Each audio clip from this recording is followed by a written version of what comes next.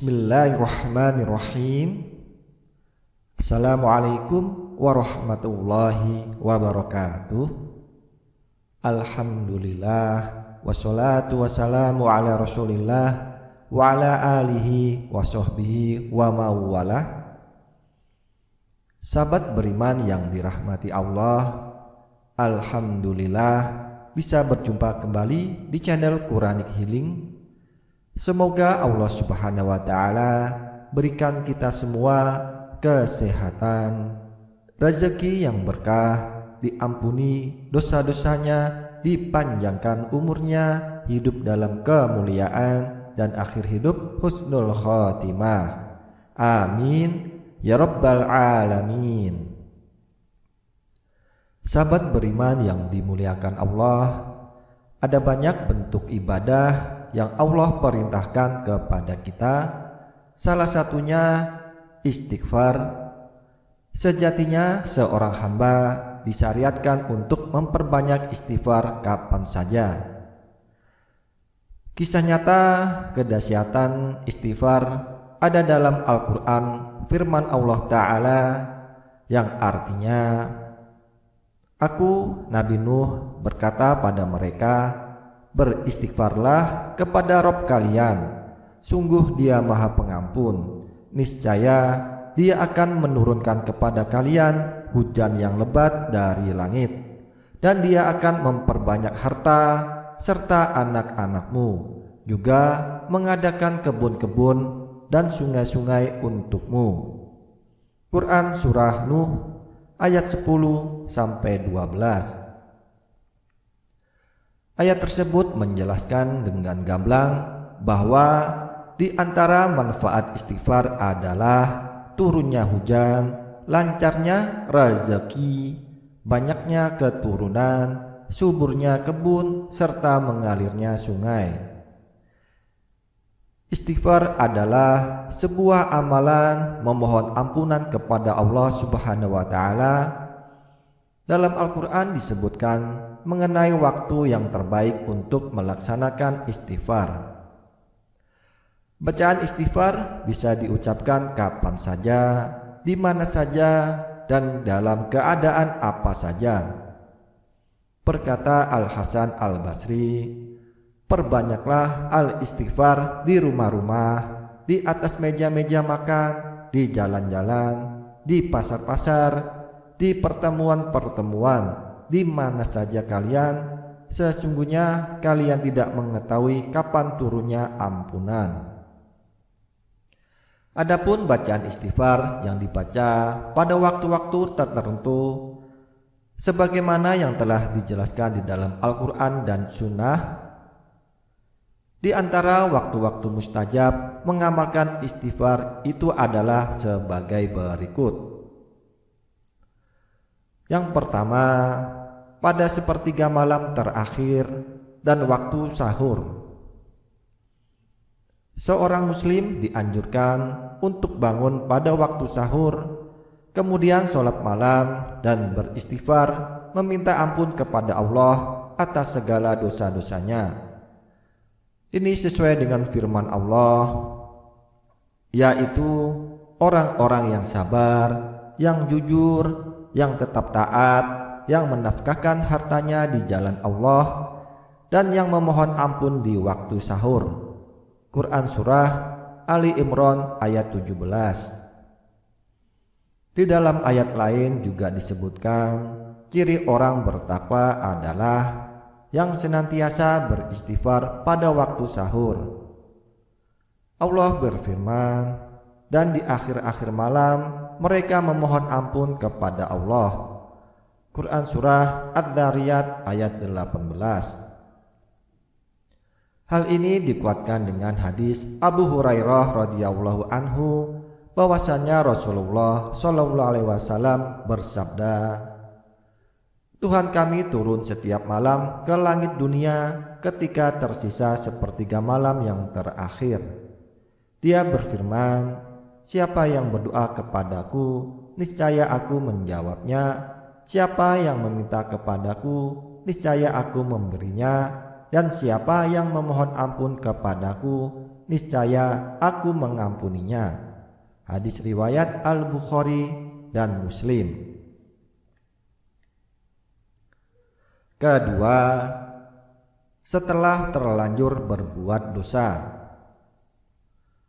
Setiap orang yang sudah terlanjur berbuat dosa hendaknya segera meminta ampun kepada Allah sebagaimana firman-Nya, dan juga orang-orang yang apabila mengerjakan perbuatan keji atau menganiaya diri sendiri, mereka ingat akan Allah lalu memohon ampun terhadap dosa-dosa mereka, dan siapa lagi yang dapat mengampuni dosa selain daripada Allah, dan mereka tidak meneruskan perbuatan kejinya itu sedang mereka mengetahui. Quran Surah Ali Imran ayat 135. Allah juga berfirman di ayat lain, dan barang siapa yang mengerjakan kejahatan dan menganiaya dirinya, kemudian ia mohon ampun kepada Allah, niscaya ia mendapati Allah Maha Pengampun lagi Maha Penyayang.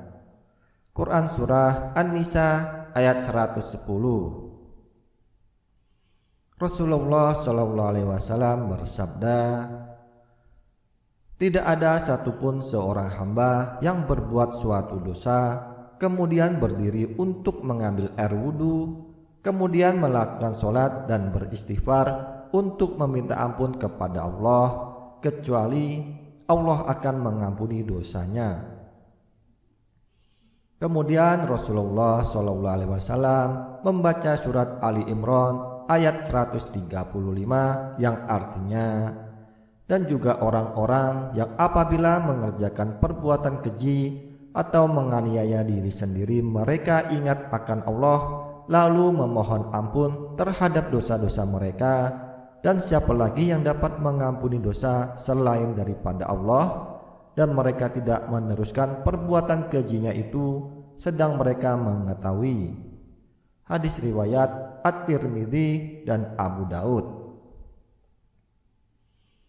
Ketiga, ketika selesai melaksanakan sholat wajib, disunahkan untuk membaca istighfar setiap selesai melakukan sholat wajib, sebagaimana dalam hadis Thauban radhiyallahu anhu, dia berkata, Rasulullah jika selesai melaksanakan sholat beristighfar 3 kali. Hadis riwayat Muslim.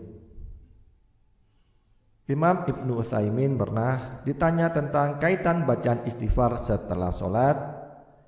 Jawaban Imam Ibnu Utsaimin, keterkaitannya sangat jelas bahwa manusia ketika sholat tidak akan lepas dari kekurangan. Ketika sholat muncul was-was, gangguan-gangguan, atau ruku sujudnya tidak sempurna, atau ketika berdiri atau duduk dalam sholat tidak lepas dari kekurangan, sehingga layak untuk langsung membaca istighfar setelah salam, agar Allah menghapus kesalahan yang kita lakukan ketika sholat dengan bacaan istighfar kita. Yang keempat, setelah menyelesaikan wukuf di Arafah atau mabit di Muzdalifah dalam ibadah haji. Firman Allah yang artinya, kemudian bertolaklah kamu dari tempat bertolaknya orang-orang banyak Arafah, dan mohonlah ampun kepada Allah. Sesungguhnya Allah Maha Pengampun lagi Maha Penyayang. Quran Surah Al-Baqarah ayat 199. Berkata Syekh As-Sadi di dalam tafsirnya, Allah Subhanahu wa taala memerintahkan ketika selesai wukuf di Mina atau mabit di Muzdalifah untuk beristighfar dan memperbanyak zikir. Adapun istighfar untuk menutupi kekurangan yang dilakukan hamba di saat menjalankan ibadah kepadanya dan ketika tidak melakukannya secara maksimal. Adapun berzikir adalah sebagai bentuk syukur kepadanya. atas nikmat taufik bisa menjalankan ibadah yang sangat agung ini. Dan beginilah seharusnya yang dilakukan seorang hamba.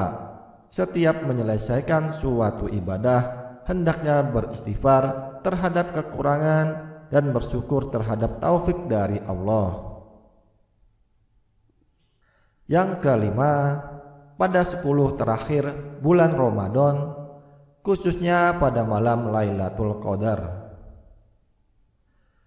Sebagaimana di dalam hadis Aisyah radhiyallahu anha, dari Aisyah radhiyallahu anha bahwa dia bertanya, "Wahai Rasulullah, bagaimana jika aku tahu suatu malam dari Lailatul Qadar, apa yang harus aku baca pada malam tersebut?"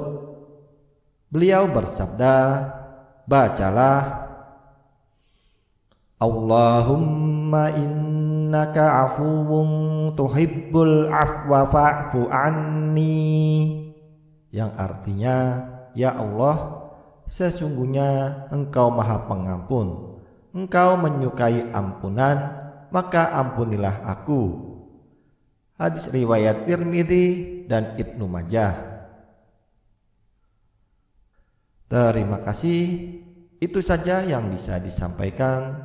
Semoga bisa bermanfaat. Kurang dan lebihnya mohon dimaafkan. Wabillahi taufik wal hidayah. Wassalamualaikum warahmatullahi wabarakatuh.